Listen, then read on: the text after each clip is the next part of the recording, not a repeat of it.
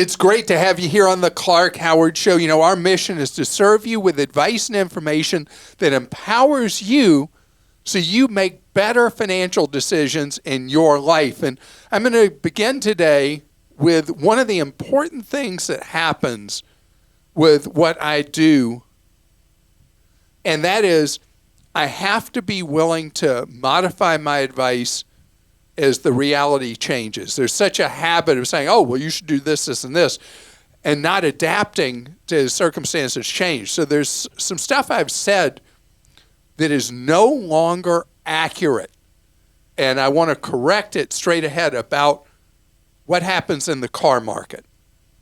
And also, I have news for you on the auto industry you need to know. So I have said for a good while that the balance of power when you want to trade in a car or you want to sell a used car you have, that the balance of power has shifted to you as a consumer because of your ability to get price quotes on selling a car rather than the traditional way of trading one in and never figuring out what you're actually getting for your trade-in because of all the financial jujitsu they do with the dealer with what you're paying for the new vehicle you're getting, what you're getting for the trade-in. By the time it's all done, you could be ripped off thousands of dollars. So that's why I became so excited about the sell your car thing that was pioneered by CarMax. And CarMax has been a game changer for people buying a car without doing all the dirty dealing and the games and the grind and all that. The price, you know what the price is going to be, all of that. That's why CarMax keeps growing and growing and growing market share in the used vehicle market. And then they've got this company that came like a flash, had a lot of problems, now seems to have righted itself, Carvana, which does online what CarMax does principally in person. And so I have recommended for a number of years that when you're looking to get a new-to-you vehicle, either new or used, that instead of just going to the dealer and saying, what you going to give me for my trade-in? What you do instead is you get a price from CarMax and Carvana on that vehicle, and you then have a marker that if you do decide to trade in, you got that, or if you're just trying to get rid of a vehicle, you get what should be a pretty good value for your used vehicle. Well, that was then, this is now, and there's a survey that's done each year. It was written up in Barron's magazine. And today, CarMax, that used to offer people you could go to and get a sell your own car price, CarMax now is the best price 6% of the time. Last survey, 29% of the time. Carvana, 7% of the time.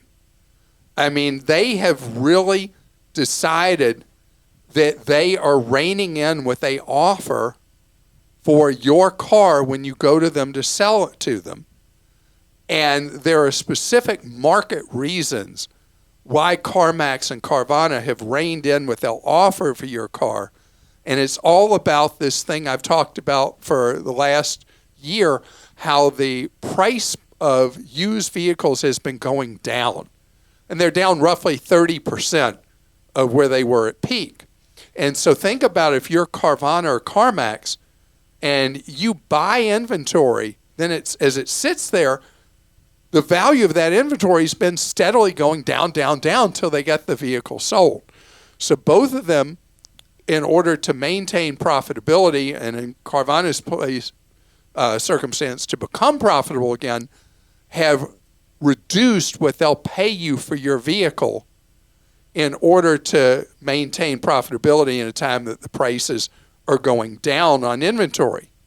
So in the survey, the best offer people have received is from a site I don't talk about really at all, Cars.com.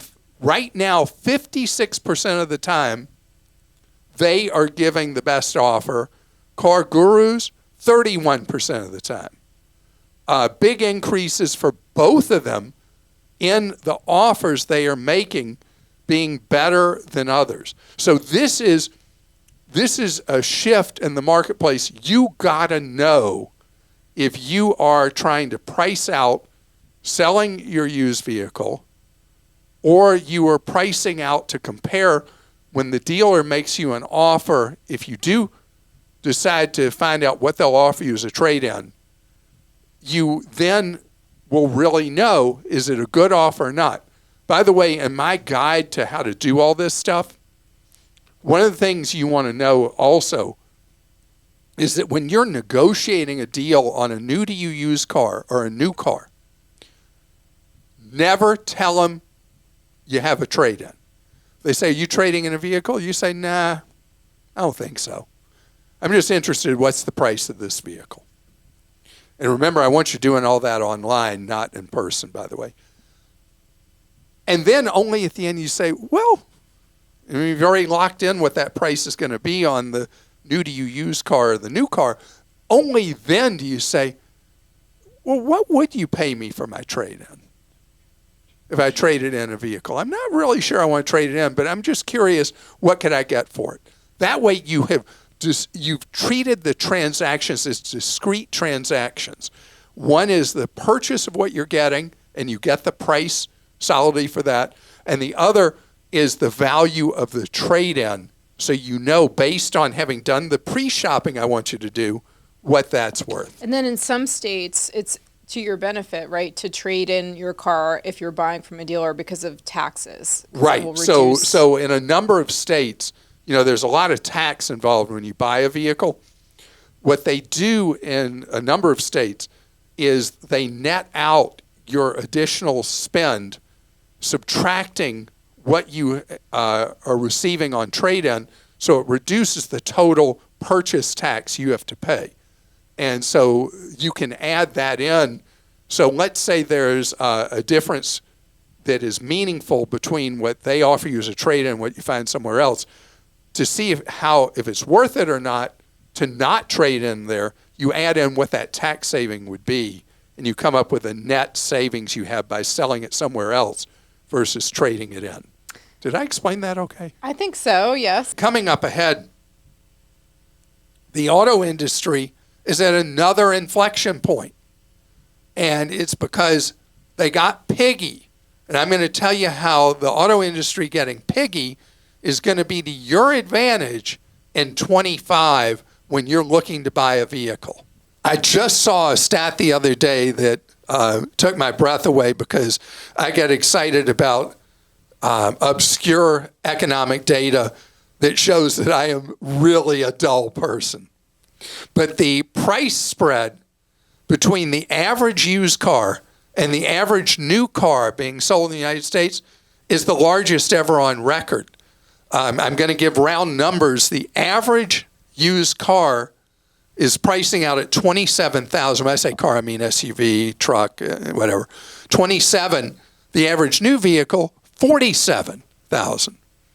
Now, this has led to real distortions in the market that we've got such a large gap right now. The used vehicle prices have been trending steadily down since the supply chain disruptions that distorted the new vehicle market, and there were no new vehicles on dealer lots for month after month after month to speak of, led to used vehicle prices going way up. They've now come back down. Now, that's led to a lot of people in used vehicles that they bought on a loan being upside down on those vehicles. And the people in distress on their loans is up. There's a lot of things that are left over from the marketplace disruptions from the supply chain shortages. And so the automakers now are sitting with more and more and more vehicles on their lots. And a lot of them are well above what the industry and inventory considers to be ideal, which is either a 55-day supply of vehicles or a 60-day. I mean, there are a lot of vehicles now that are in over 100-day supply, meaning if they close the factory or shut it down temporarily is what you're supposed to say, and sold off what they had, not making another vehicle, if there's an 120-day supply, that means it'll take them 4 months just to work off the already produced inventory. And so the many, many brands, and especially specific models of brands, are way overstocked. And the problem is the manufacturers got used to the prices they were able to command during the supply chain shortages, and only now are like, oops, we don't have buyers at these prices when the price spread is so gigantic between the average used price and the average new price. So my prediction is that in 25, you're going to see the mix of vehicles for sale change.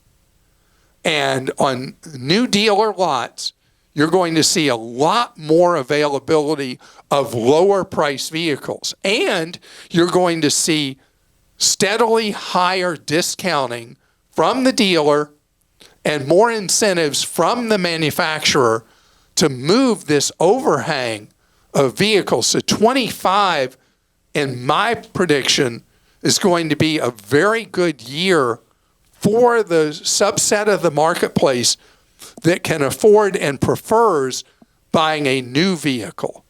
Because it's like this Wile E. Coyote thing. They kept doing what they were doing because it felt good. They were getting the profits. And now they're looking down and they ran off the top of the mountain and they're looking down at the canyon. And the marketplace will adjust and respond.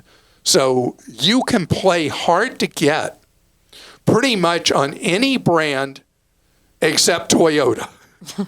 Toyota remains in a situation where they are able to, the dealers are selling Toyota inventory in many cases before it even makes it from the factory to the lot. They've already sold that item of inventory, and it is virtually unique as a Toyota thing, with most other automakers sitting there with vehicles they're begging for people to buy.